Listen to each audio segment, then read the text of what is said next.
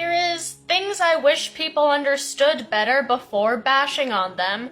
GMOs.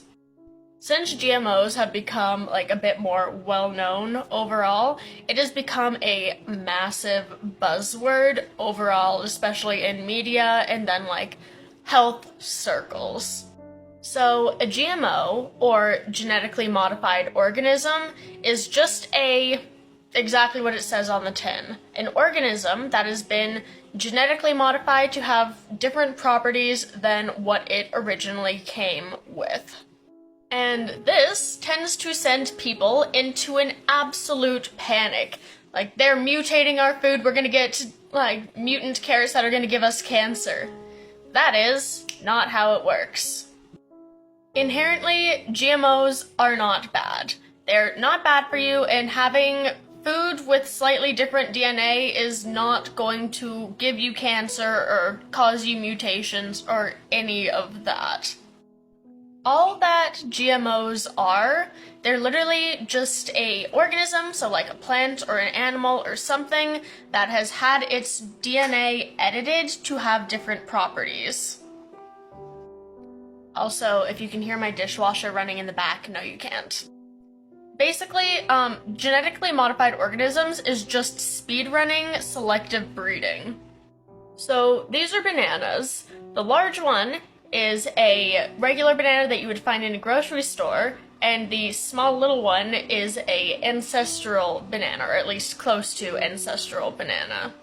So what has happened here, humans discovered that you can eat these little bananas, but we were like, these kind of suck, there's not a lot of fruit there and lots of seeds and they're kind of small. So through selective breeding, humans have modified the genes of the bananas to code for bananas that are larger, with smaller seeds, and more fruit.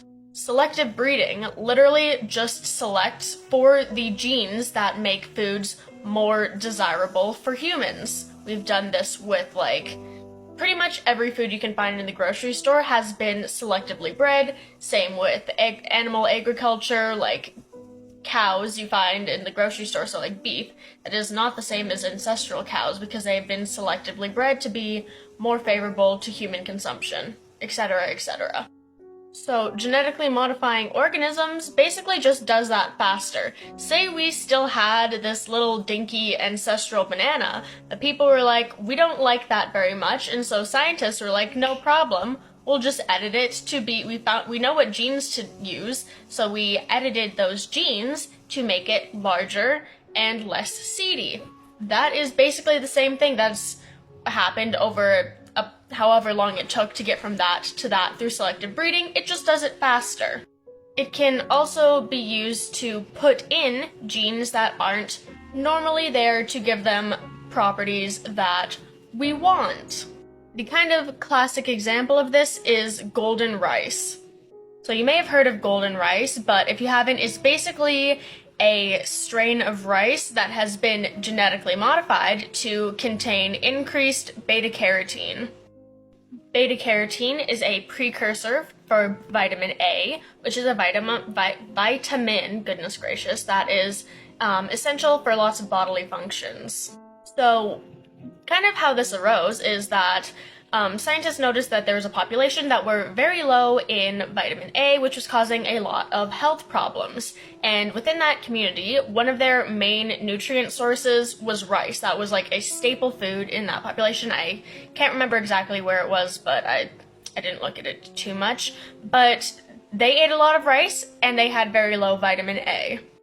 So what these scientists did, they genetically modified this regular white rice, the white one right there. They modified it so it would produce a bunch of beta-carotene, which would then be converted into vitamin A. And that produced this golden rice over on the left. Nope, right. I know my lefts from rights. And so the people started eating and farming this rice. Lo and behold, they produced a lot more vitamin A, which eliminated a bunch of the subsequent health issues. And that is an example of a genetically modified organism that has been used to, very much help a population. Another lesser known example, but still very helpful one, is modifying E. coli to produce insulin. So insulin used to be made in and harvested from pigs, which was not great for the pigs and not very efficient. So scientists were like, hey, we have a lot of E. coli. E. coli is great in labs, and E. coli is great for gene editing. Why don't we modify the E. coli to produce a bunch of insulin so we don't have to use pigs anymore? It's way more ethical and way more efficient. So these regular little E. coli were genetically modified to produce insulin, which is very helpful because we need insulin. Like, people with diabetes, they very much need insulin, and now we don't have to use the pigs. We also have glowfish. While not super important in medical or health or whatever, they're just fish that glow. They've had their genes modified, so they have bioluminescent genes, and they glow, and that's so super cool, and I would love glowfish, and where is the problem with this?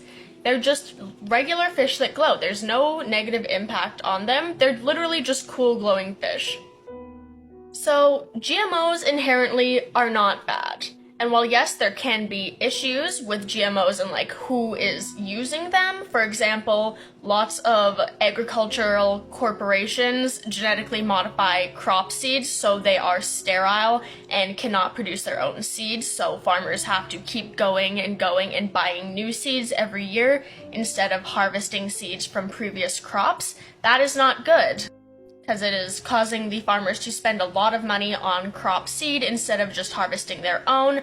But the problem there is not genetically modified organisms, the problem there is capitalism. So genetically modified organisms, not inherently bad, and it has just become a buzzword used to freak people out who don't have a quite as deep understanding of GMOs, what they are, and how they're used. So if you see GMO on there, it's not bad for you, it's not going to give you cancer, it just means that it has been edited to have specific properties that it did not have as much or in the first place, and that is not inherently bad for you. Often it is used to add nutrients or other properties in there and make it more ethical and sustainable and healthy. There you go.